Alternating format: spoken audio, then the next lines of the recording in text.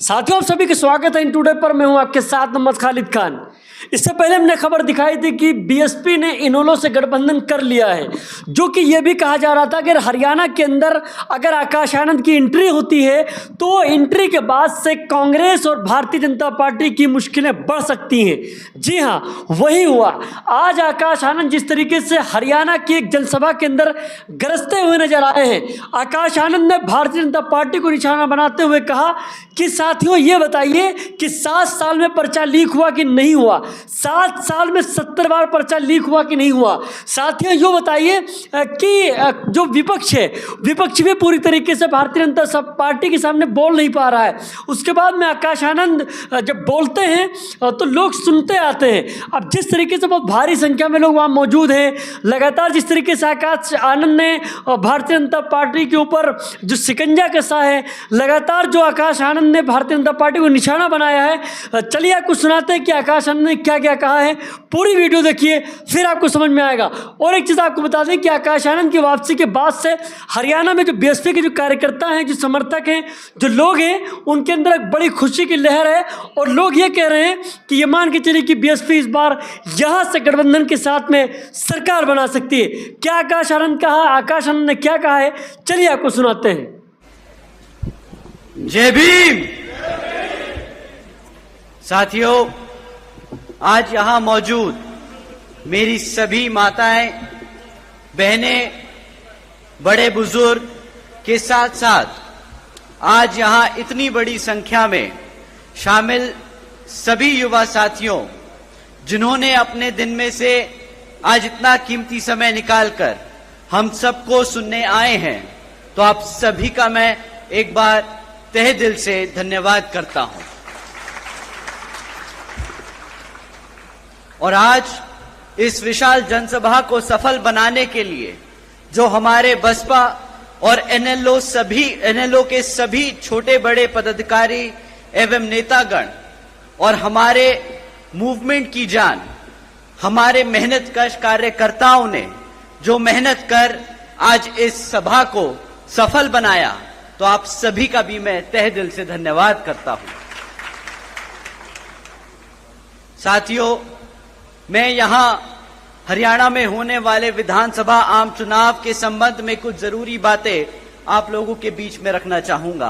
परंतु पहले मैं अपने सभी संतों, गुरुओं व महापुरुषों में से खासकर महात्मा ज्योतिबा फूले, छत्रपति शाहूजी महाराज, नारायण गुरु, पेरियार रामास्वामी जी, बाबा साहब डॉक्टर भीमराव अंबेडकर जी एवं मान्यवर साहब श्री काशीराम जी को नमन करता हूं। साथियों, मैं बहुजन समाज पार्टी की राष्ट्रीय अध्यक्ष व उत्तर प्रदेश की 4 बार मुख्यमंत्री व पूर्व सांसद आदरणीय बहन जी के नाम से लोकप्रिय बहन कुमारी मायावती जी का मैं पूरे तहे दिल से आभार प्रकट करता हूं।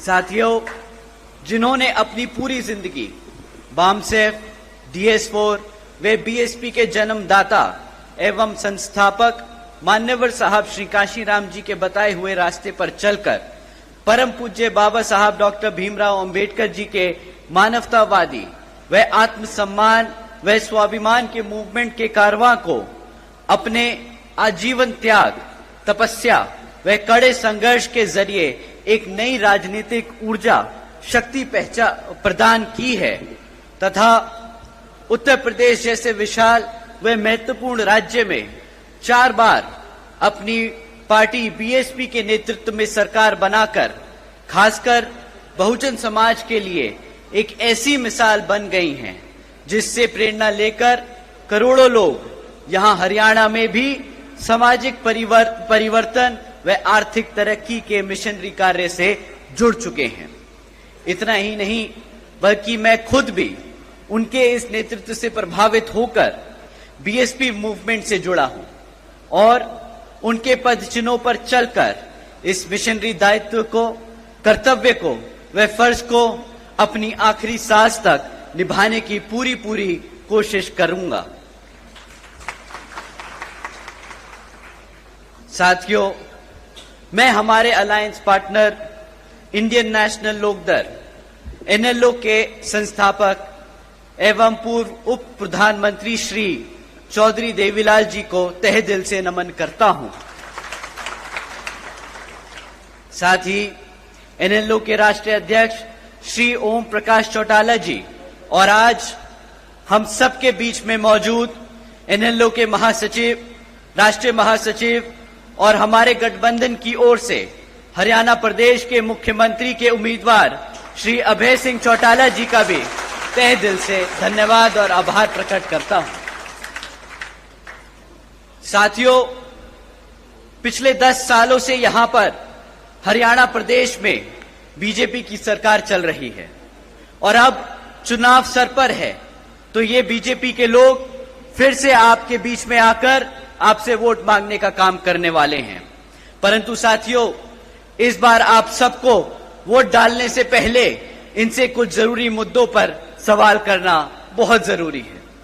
साथियों, मैं आपसे जाति और धर्म के आधार पर सवाल करने को नहीं कहूंगा। मैं आपसे कहूंगा इनसे सवाल जरूर करें शिक्षा पे, रोजगार पे और यहां हरियाणा में बढ़ती हुई महंगाई पे। साथियों, यहां मौजूद सभी मां बाप और युवा साथियों से मैं पूछना चाहूंगा कि क्या मिला है आप सबको शिक्षा के नाम पर इस बीजेपी की सरकार में? बताइए साथियों, पिछले बीजेपी की सरकार के चलते हुए पिछले 10 सालों से सरकार ने यहां पे 5000 से ज्यादा प्राइमरी स्कूल बंद करने का काम किया। साथियों, एक तरफ पढ़ने वाले बच्चों की संख्या बढ़ रही है और दूसरी तरफ भाजपा की सरकार हमारे प्राइमरी स्कूल्स को बंद करने का काम कर रही है। साथियों, आज प्रदेश में 2200 सरकारी सीनियर सेकेंडरी स्कूल्स में 1000 से ज्यादा स्कूलों में प्रिंसिपल नहीं है। साथियों, जब आपके बच्चों के स्कूल बंद कर दिए जाएंगे और जब उन स्कूल बचे कुचे स्कूलों में और अगर पढ़ाने के लिए शिक्षक नहीं होंगे, तो आप ही बताइए कि क्या यहां हमारे बच्चों के भविष्य से खिलवाड़ हो रहा है कि नहीं हो रहा है? आप ही बताइए, अगर इस तरह सरकार चलती रही तो क्या वो आपके बच्चों के भविष्य से खिलवाड़ कर रहे हैं या नहीं? बताइए, हाथ उठा के बताइए, आपको लगता है खिलवाड़ हो रहा है कि नहीं?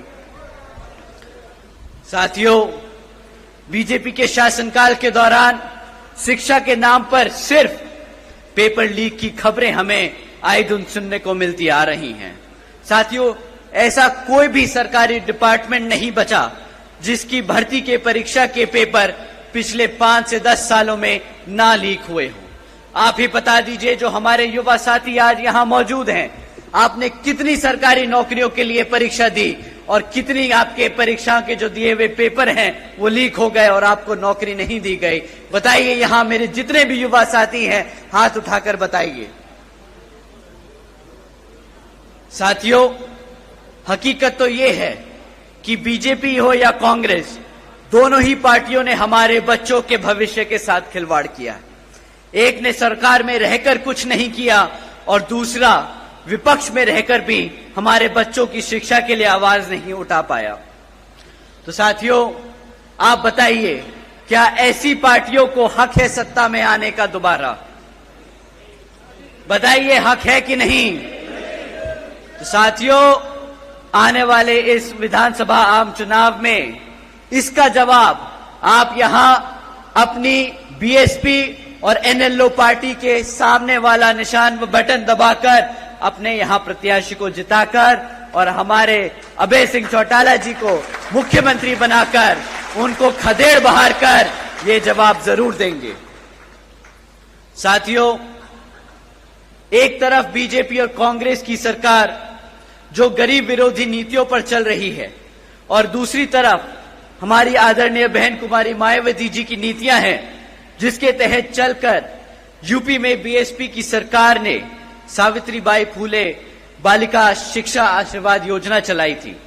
साथियों, आपको जानकर हैरानी होगी कि जिस तरह इस योजना के तहत 7 लाख से ज्यादा बच्चियों को 12वीं तक की शिक्षा प्राप्त करने के लिए 600 करोड़ से ज्यादा की लागत इन बच्चियों को अपने पैरों पर खड़ा कर एक उज्जवल भविष्य देने के लिए बहन जी ने उत्तर प्रदेश में खर्ची थी।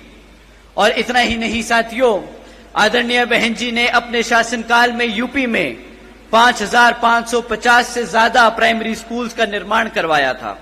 इतना ही नहीं, पहली बार बहन जी ने हॉस्टल्स में गरीब वंचितों के बच्चों के लिए 27% आरक्षण का भी इंतजाम सुनिश्चित किया था। साथियों, एजुकेशन की बात है तो आपको जानकर हैरानी होगी कि इसके साथ साथ बहन जी ने, आदरणीय बहन कुमारी मायावती जी ने 6 engineering colleges, 2 homeopathic colleges, 24 polytechnic colleges, 2 paramedical colleges, 6 universities, 200 से अधिक इंटर व डिग्री कॉलेजेस और 550 से ज्यादा हाई स्कूल्स और 5,500 से ज्यादा प्राइमरी स्कूल्स और 100 से अधिक ITIs का बनाने का काम किया था, वो भी सिर्फ 5 साल में। तो आप सोचिएगा साथियों, जब आप अभय सिंह चौटाला जी को मुख्यमंत्री बनाएंगे तो वो आपके प्रदेश में कितने ही हजारों स्कूल खोलेंगे और आपके बच्चों को पढ़ने की इच्छा पूरी कराएंगे।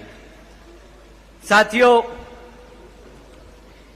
ये लिस्ट बहुत लंबी है कि कभी कभी सोचकर मुझे हैरानी होती है कि सिर्फ 5 साल में कोई इतना काम कैसे कर सकता है।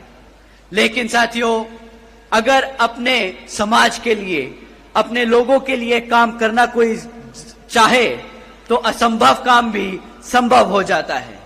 परंतु जैसा कि आप जानते हैं, यहां बीजेपी और कांग्रेस की सरकार रही है, उन्होंने कितने दिल से यहां पर आपके बच्चों के प्राइमरी स्कूल्स, कॉलेजेस, यूनिवर्सिटीज बंद करने का काम किया है। तो उनकी असलियत, उनकी मंशा आप सब लोग समझते हैं। परंतु साथियों, बीजेपी की सरकार ने पिछले 10 साल में यहां पर हमारे बच्चों के रोजगार के लिए भी कुछ ज्यादा काम नहीं किया है। आपको जानकर हैरानी होगी कि आज हरियाणा में 40% युवा बेरोजगार घूम रहा है।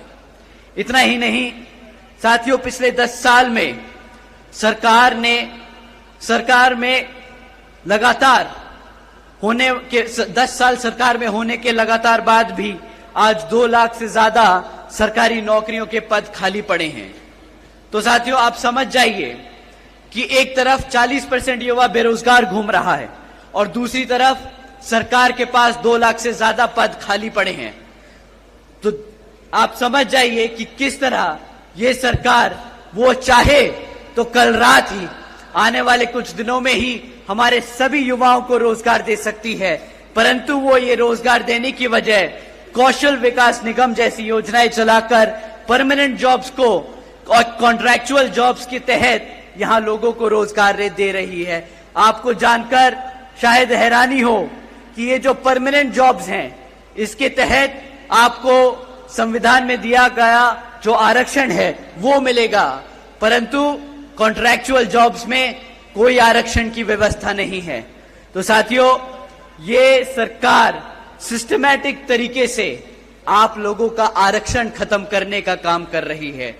साथियों, एक तरफ बीजेपी की सरकार ऐसे काम कर रही है जहां हमारे लोगों को गरीब और कमजोर बनाया जा रहा है, और दूसरी तरफ कांग्रेस भी बीजेपी की तरह ही सरकार चला रही है, जो ऐसी बीजेपी की तरह उन मुद्दों पर उसे घेर नहीं रही तबकि वो ऑपोजिशन में बैठी है।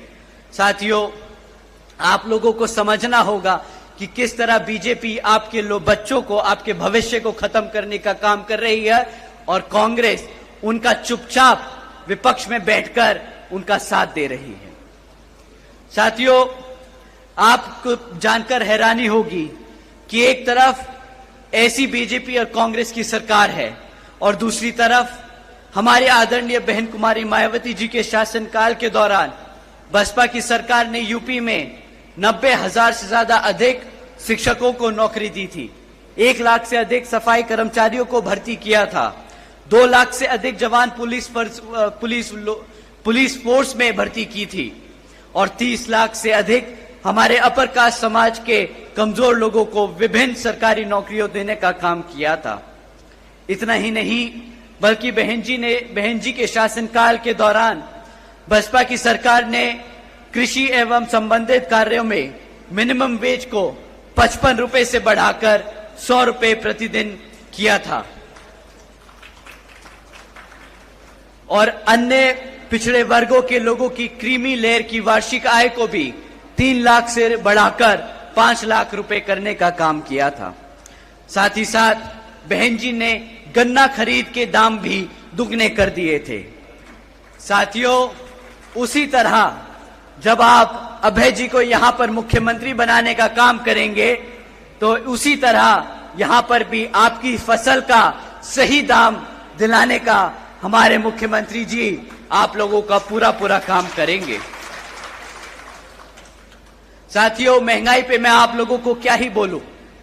बीजेपी की सरकार एक तरफ बोलती है कि मुफ्त में राशन देने की स्कीम चलाकर कि हमने मित्रों आज बीजेपी के सरकार ने 80 करोड़ से ज्यादा देशवासियों को मुफ्त में राशन देने का काम किया है, परंतु इन्हें समझ नहीं आता कि अगर आप 80 करोड़ जनता को मुफ्त में राशन देने का काम कर रहे हैं तो इसका मतलब ये 80 करोड़ जनता अपने पैरों पर खुद खड़े होकर अपने आप कमा नहीं सकती, अपने आप राशन नहीं खरीद सकती।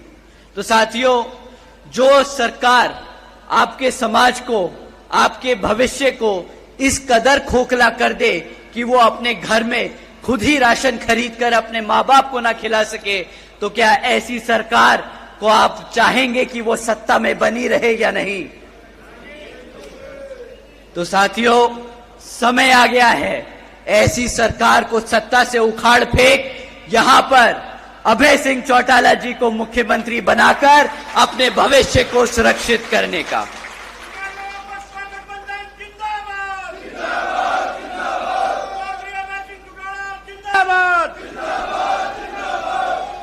साथियों, इन्हीं कुछ जरूरी बातों के साथ ही अब मैं आप सभी लोगों से और मेरी तरफ से मेरे साथ साथ व खासकर आदरणीय बहन कुमारी मायावती जी की भी यही विशेष अपील है कि इस विधानसभा आम चुनाव में आप सभी लोग हर मोर्चे पर सावधान रहें। आपका वोट बहुत कीमती है। आपका वोट कोई खरीद ना पाए, आपका वोट कोई लूट ना पाए, आपका वोट कोई पढ़ने से रह ना जाए। जाति, बिरादरी, धन बल, मंदिर मस्जिद या किसी भी भावना आदि के नाम पर कोई स्वार्थ में अपने जाल में आप लोगों को फंसाकर आपके वोटों का दुरुपयोग ना कर ले, क्योंकि देश के हर एक महिला, पुरुष व युवा को वोट का अधिकार यहाँ परम पूज्य बाबा साहब डॉक्टर भीमराव अंबेडकर जी के अति महत्वपूर्ण देन है।